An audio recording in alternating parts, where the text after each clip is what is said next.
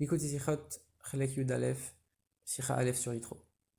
Dans la paracha d'Yitro, il y a un passage où Yitro il va voir Moshe Rabbeinu et il dit Baruch Hashem, Asher Yitzil Atrem, béni soit Dieu qui vous a libéré.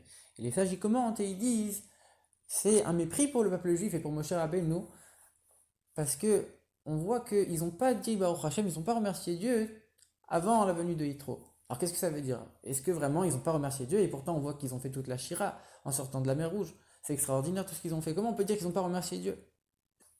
Et le Zohar va même plus loin. Le Zohar il dit les Bnei Israël ils ne pouvaient pas recevoir la Torah tant qu'Yitro n'était pas venu pour remercier Dieu.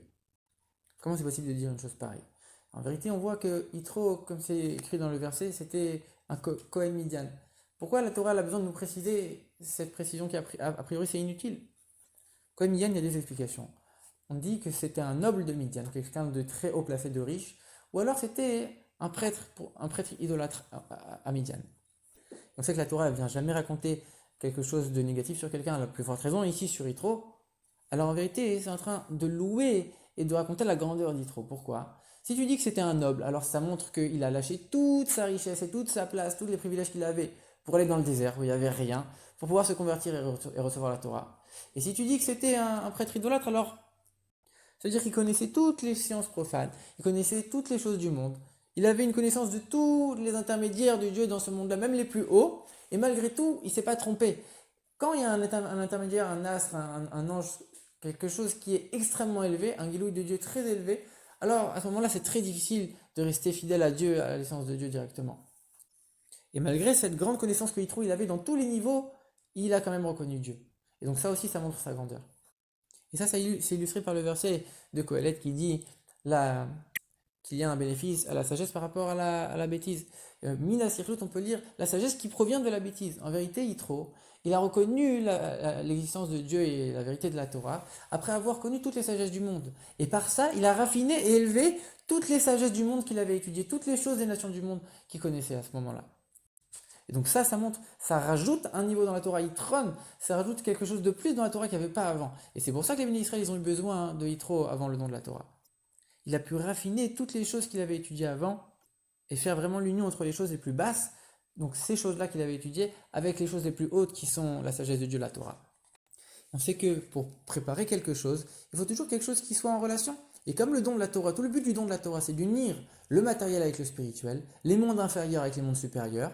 Alors forcément qu'ici, on reconnaît que la venue d'Yitro, elle a été parfaite pour préparer le don de la Torah. Elle a uni encore une fois ces deux opposés qui étaient tellement loin. A priori, il y a eu aussi l'ouverture de la mer Rouge, ça aussi c'était une préparation au don de la Torah. Comme on dit que la mer c'est le monde voilé parce qu'on ne voit pas ce qu'il y a à l'intérieur. Et donc quand la mer s'est ouverte, il y a eu une union entre le monde voilé et le monde dévoilé.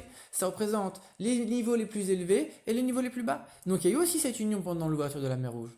Seulement, le mal il n'a pas été vraiment raffiné et élevé. Le mal il a juste été mis de côté. Et c'est pour ça qu'on voit que les Égyptiens ils sont morts. Ils n'ont pas été raffinés, ils ont été détruits.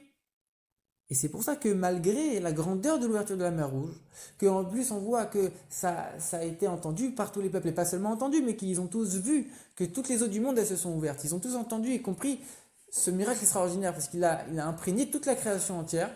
Malgré tout, le mal n'était pas raffiné à 100%. Et c'est pour ça qu'après, il y a eu la possibilité de la guerre avec Amalek. Amalek, il a pu venir et embêter le peuple juif. Et ça, c'est ce qu'on comprend dans le commentaire de Rachi. Il dit, mais comment ça se fait qu'il est venu Yitro? Qu'est-ce qu'il a entendu pour venir? Il a entendu l'ouverture de la mer Rouge et la guerre contre Amalek. Mais attends, et pourquoi tu dis pas qu'il avait entendu tous les miracles en Égypte? C'est beaucoup plus logique.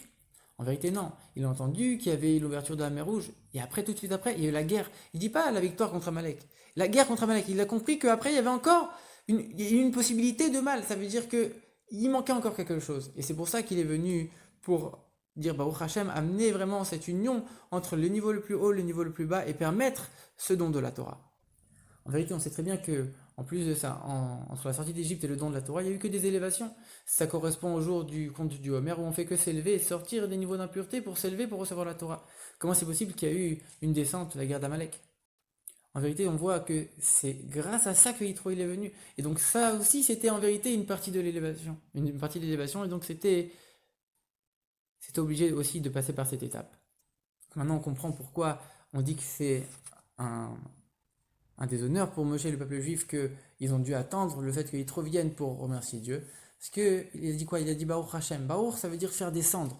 C'est-à-dire que à ce moment-là, les choses les plus élevées, les plus saintes, elles n'étaient pas descendues à 100% dans le monde. Ça, il a fallu attendre la venue d'Yitro. Donc ça veut pas dire qu'ils n'ont pas remercié Dieu, ça veut juste dire que le matériel spirituel, ils n'étaient pas encore assez unis avant la venue de Yitro. Et ça, c'est un enseignement pour chaque juif que chaque jour dans notre vie, on a un peu cet enchaînement de choses. Le matin, on dit le mot d'Ani, on se lie à Dieu de manière inconditionnelle. Ensuite, on étudie la Torah. Ensuite, on va faire la tefila, on va prier. Ensuite, on va étudier la Torah. Et après seulement, on peut aller s'occuper des choses du monde et travailler. C'est exactement la même chose. On sort d'Égypte, on traverse la mer Rouge. Ça, c'est les choses spirituelles extraordinaires. Et ensuite, on a la guerre d'Amalek. Il faut d'abord passer par les choses saintes pour travailler le monde. Et c'est une fois qu'on a accompli ça, à ce moment-là, on peut recevoir la Torah. Notre journée, on peut dire qu'elle est complète, elle a été remplie comme il se devait.